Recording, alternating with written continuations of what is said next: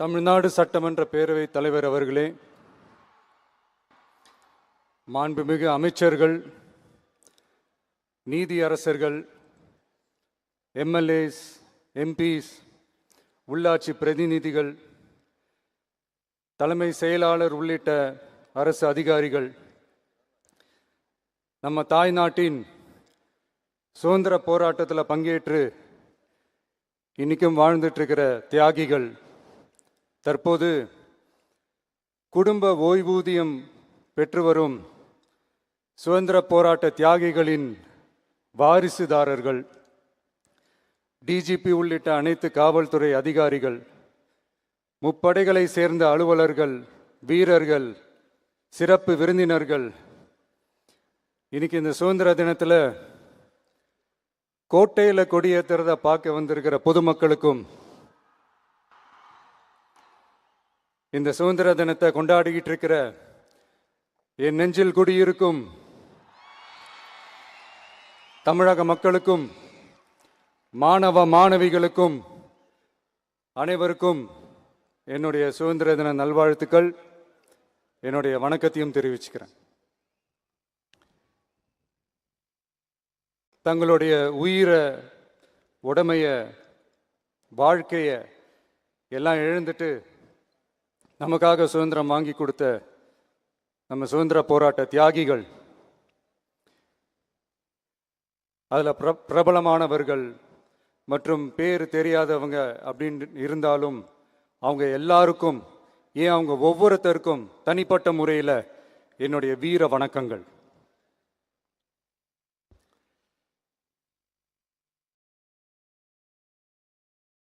நம்மளை ஒரு அடிமை மாதிரி வச்சிருக்காங்க அப்படின்னு தெரிஞ்சிட்டாலே மக்கள் மத்தியில் ஆட்டோமேட்டிக்காக ஒரு ஒற்றுமை ஒன்று வர ஆரம்பிக்கும். எல்லாரும் ஒரே மாதிரி யோசிச்சு ஒன்று சேர ஆரம்பிப்பாங்க. அப்படி ஒன்று சேர்ற இடத்துல தான் சாதி உடையும், மதம் உடையும், மொழி, இனம் இந்த மாதிரி எல்லாமே உடஞ்சி நொறுங்கும். அப்படி உடஞ்சி நொறுங்குற இடத்துல தான் கிடைக்கிறது தான் உண்மையான சுதந்திரம். அதுதான் நம்ம மகாத்மா காந்திஜி அவர்கள் அவங்களுடைய தலைமையில் 1947 இதே இந்த ஆகஸ்ட் 15 நமக்கு அந்த சுதந்திரம் கிடைச்சிது. இன்னைக்கு நம்ம எல்லாரும் அந்த சுதந்திரத்தை கெட்டியாக பிடிச்சிக்கிட்டு படிப்படியாக டெவலப் ஆகி வந்துக்கிட்டே இருக்கிறோம். அந்த டெவலப்மெண்ட்ஸை அடுத்தடுத்த கட்டத்துக்கு கொண்டு போக வேண்டியது நம்ம எல்லாருடைய ஒரு கடமையும் கூட. இந்த நேரத்தில் நம்ம தமிழ்நாட்டை லஞ்சத்திலேருந்து, ஊழல்லேருந்து காப்பாற்றுறதும் ஒரு மிகப்பெரிய ஒரு விடுதலைக்கு சமமான ஒரு விஷயந்தான். அதை நோக்கி தான் நம்ம அரசும் செயல்பட்டுக்கிட்டு வந்துக்கிட்டு இருக்கு.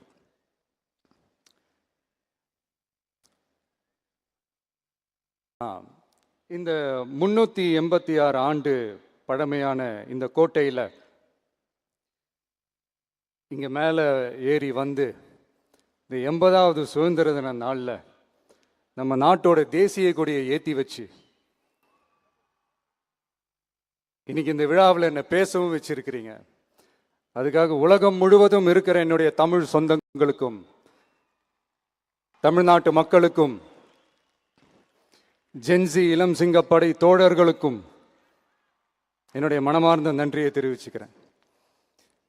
பிறப்புக்கும் எல்லா உயிருக்கும் அப்படின்ற ஒரு மிகப்பெரிய ஒரு கோட்பாட்டை அடிப்படையாக வச்சு தான் நம்ம தமிழ்நாட்டை லஞ்ச லாவண்யமற்ற போதைப் பொருள் கலாச்சாரம் இல்லாத, பெண்கள் பாதுகாப்பு, சமூக நீதி அடிப்படையில்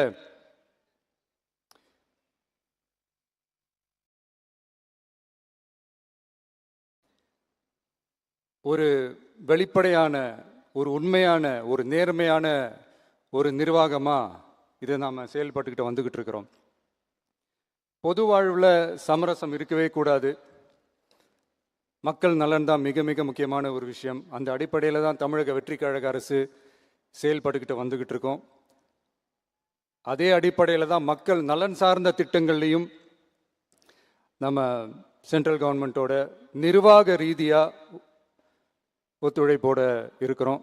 but at the same time நம்ம தமிழ்நாடு கொள்கைகள்னு வந்துட்டா மாநில உரிமைகளுக்கு எதிரான முடிவுகள்லையும் சரி, தமிழ்நாட்டுக்கு எதிரான கொள்கை முடிவுகள்லையும் சரி நம்ம டிவிகே அரசு எப்பவுமே எதிர்க்கும்.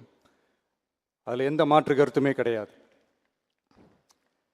அதே மாதிரி இதுக்கு முன்னாடி நிறையா திட்டங்கள்லாம் கொண்டு வந்திருக்காங்க.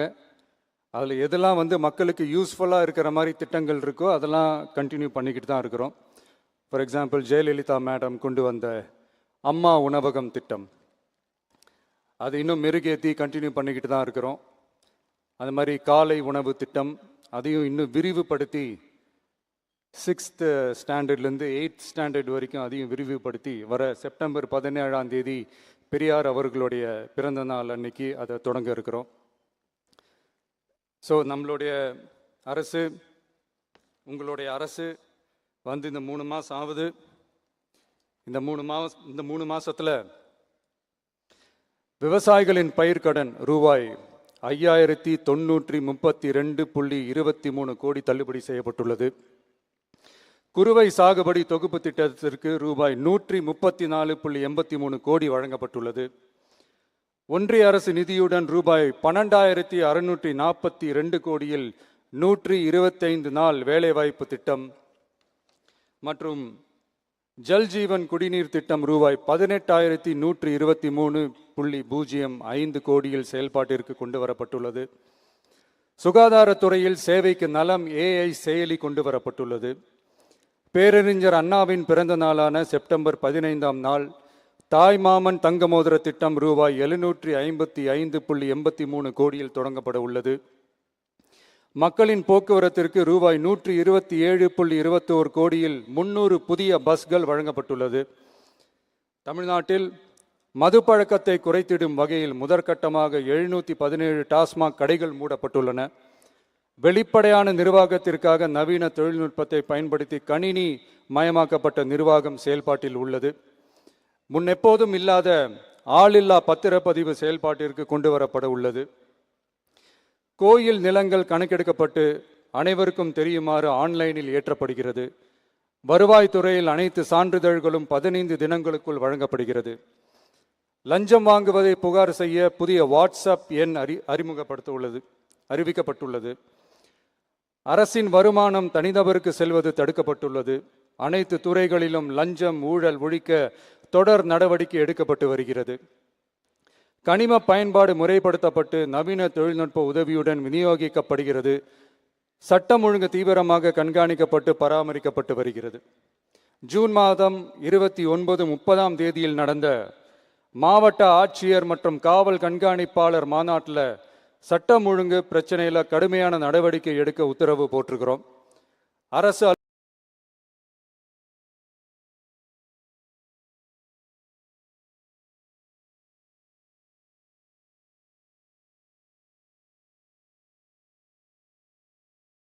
அலுவலகங்கள், காவல் நிலையங்களும் சொல்லியிருக்கிறோம். மக்களை அலைய விடக்கூடாது.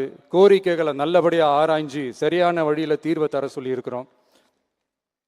சுதந்திர போராட்ட தியாகிகள் தங்கள் உயிரை தியாகம் செஞ்சு கிடைச்ச சுதந்திரம் மிக சிலருக்கான சுதந்திரமாக மட்டும் இல்லாமல் ஒவ்வொரு இந்திய குடிமகனுக்கும் சுய மரியாதை, சம உரிமை, சம வாய்ப்பு மற்றும் கண்ணியமான வாழ்க்கையை வழங்கும் உண்மையான மக்கள் சுதந்திரமாக இருக்கணுங்கிறதே எல்லாரோட மிகப்பெரிய எதிர்பார்ப்பாக இருக்குது. அதை நிறைவேற்றுற பொறுப்பும் நம்மளோடது தான். தமிழ்நாட்டு மக்களோட இணைஞ்சு தமிழகத்தை இந்தியாவின் முன்மாதிரி மாநிலமாகவும் உலக அளவில் வளர்ந்த நாடுகளுக்கு இணையா தமிழ்நாட்டு பொருளாதாரத்தை 2036 ஆண்டுக்குள் $1.5 trillion உயர்த்திட நாம உறுதியேற்போம். மக்களே, எல்லாரும் ஓட்டு போட்டுட்டோம்.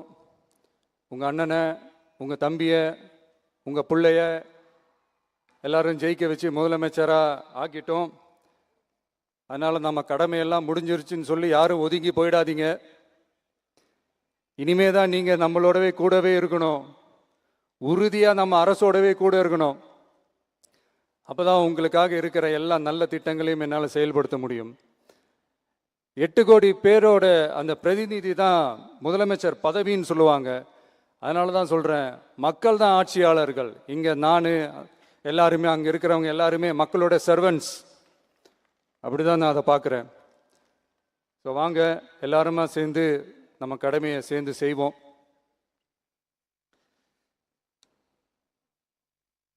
நம்ம அரசுக்கு எதிரான சக்திகளையும் சரி, சதிகளையும் சரி முறியடிப்போம். நீங்கள் எல்லாரும் நம்மளோடு இருக்கும்போது எனக்கு வேற என்னங்க கவலை? நல்லதை மட்டுமே நோக்கி நகருவோம்.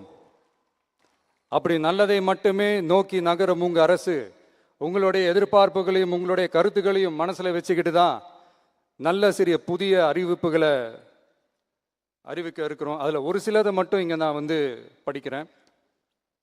ஒன்று, தாய்நாட்டிற்காக தன்னலமற்ற தியாகம் செய்து நமது நாட்டின் பாதுகாப்பிற்காக அரும்பாடுபட்ட முன்னாள் படை வீரர்களின் நலன் கருதி அவர்களது 2 மகள்களுக்கும் வழங்கப்படும் திருமண நிதி உதவி 25,000 ரூபாயிலிருந்து 50,000 ரூபாயாக உயர்த்தி வழங்கப்படும்.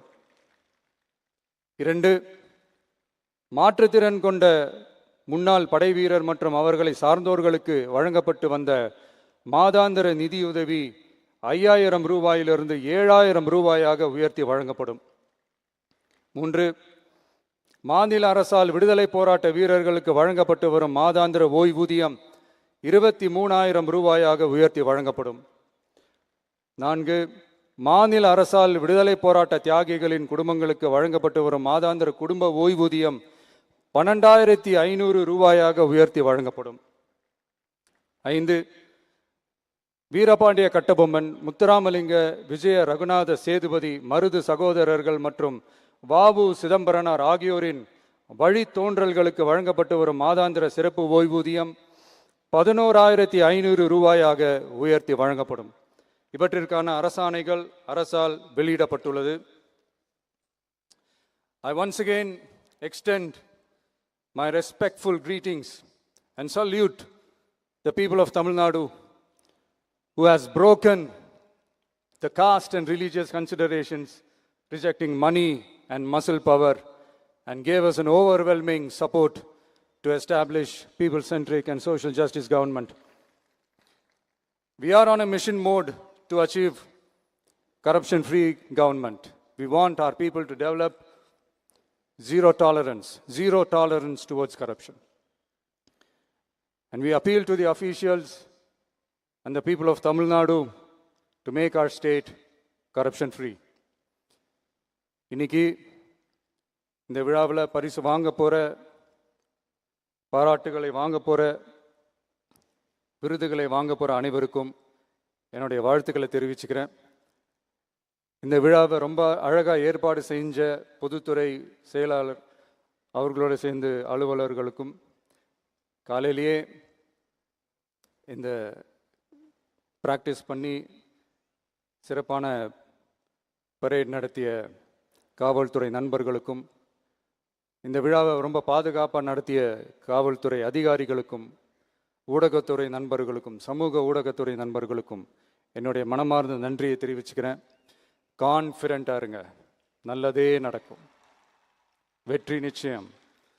மீண்டும் சந்திக்கும் வரை நன்றி, வணக்கம்.